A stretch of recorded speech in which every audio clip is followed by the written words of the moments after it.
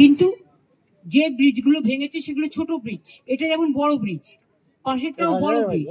আমাদের মিরিকের ব্রিজটা করতে হবে, এই দুটো যেমন আমরা হাত লাগিয়েছি, মিরিকেটটাও করতে হবে।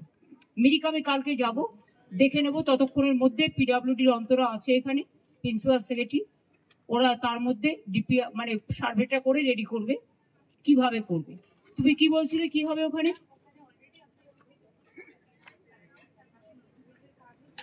1 year লাগবে টু কমপ্লিট ইট। আর আরেকটা তোমরা, এটা ততদিন একটা টেম্পোরারিলি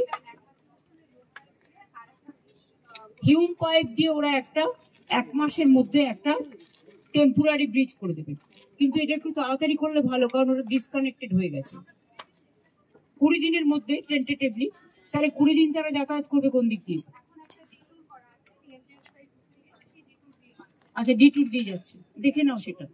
অবশ্য ওরা মিরিক দিয়ে ওরা ওই দিকটা হয়তো যেতে পারে, দার্জিলিং ওই দিকটা দিয়ে ঘুরে যেতে হবে।